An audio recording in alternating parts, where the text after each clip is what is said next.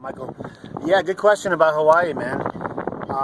You could go there for a year and absolutely love it and have a phenomenal time, man, and really not have any problems at all. They have some strange laws there when it comes to liveaboards. They actually passed a law that makes it illegal to live on your boat in the state of Hawaii, with the one exception being the Alawai Harbor in Oahu. And there's another little small mini harbor on the other side of Oahu there you can do it as well at. The exception to that rule is for traveling boats or visiting boats. So you get what's called a temporary mooring permit, which is what you would get when you go there. And what's weird is you can only get permitted for 90 days in one zone. One zone would be like basically one harbor. And there's not many harbors. The Big Island, there's only 2 harbors that qualify for zones there. And Maui, there's 2 as well. And Oahu has like 3 or 4 zones. That's the only one. Kauai, I think, is 2 zones. So they're pretty limited. So that being said, I'm going to take Maui for example. Maui, you have Kahului, or you have Ma'alai Harbor for small boats, and you have Lahaina.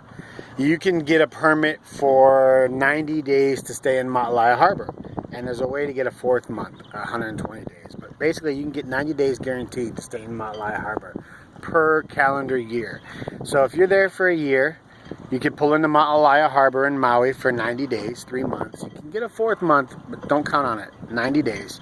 And then from there, once your time's up, you can pull over and you can go into Lahaina Harbor for 90 days. So there's 6 months of your year there. And there's still like 7 more harbors in all the islands. There's Lanai Harbor on Lanai, there's Molokai Harbor on Molokai, there's Kauai has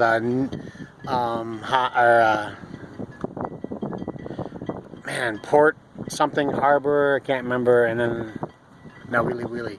So you could go from harbor to harbor and just island hop and do 90 days at each one and never even come close to violating their restrictions as far as only 90 days per calendar year. But say you're in Maui and you've done your 3 months in Ma'alai and you've done your 3 months in Lahaina, but say you're still there and you didn't want to leave, well, now you're in violation, and it's technically a misdemeanor crime, which will come with a court date. So once your time is up, say you did the 6 months in Maui, you got to leave, and you cannot get a permit in that island again until the next calendar year.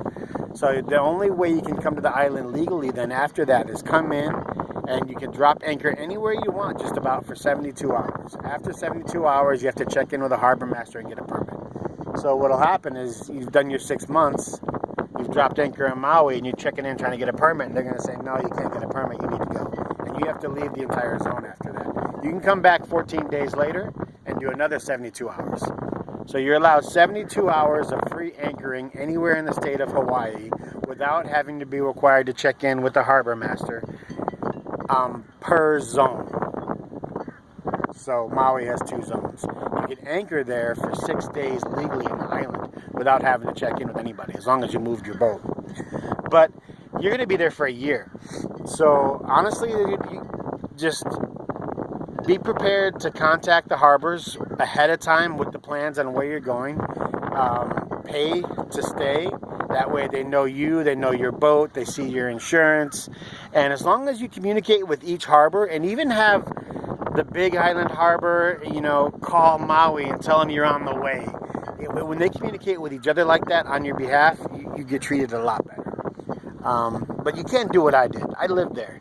And I went to Kona from Maui to the Big Island to fish, to live there in Kona. And I'd been in Maui 14 years, so they didn't know me as much on Kona.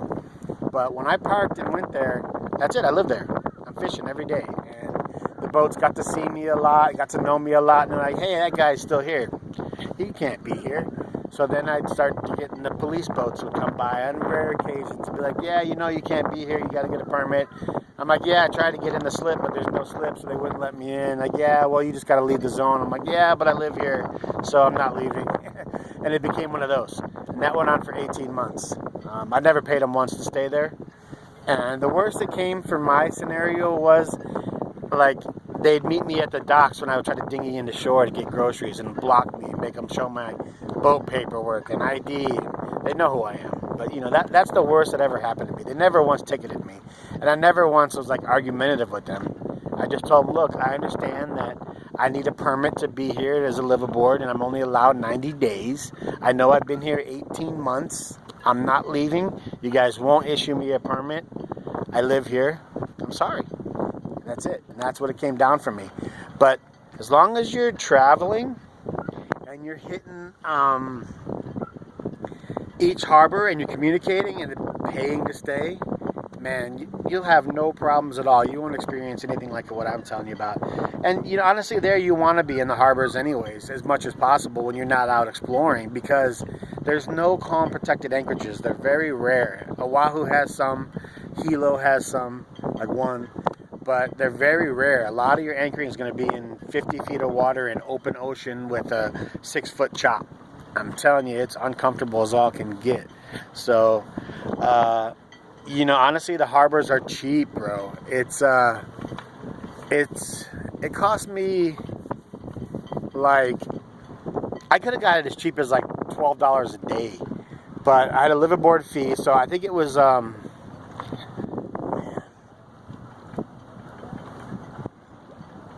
it came out to 160 bucks a week for me for the boat. You know, with the $10 a day liveaboard, that's about 70 bucks. So yeah, it was like 90 bucks a week. That's what it was. I think it was like $12, $13 a day for the slip, and then $10 a day for a liveaboard fee per person. My vessel was 27 feet, so if you have a larger vessel, it's more. But even more, you're only looking at probably $700, $800 a month, which isn't bad.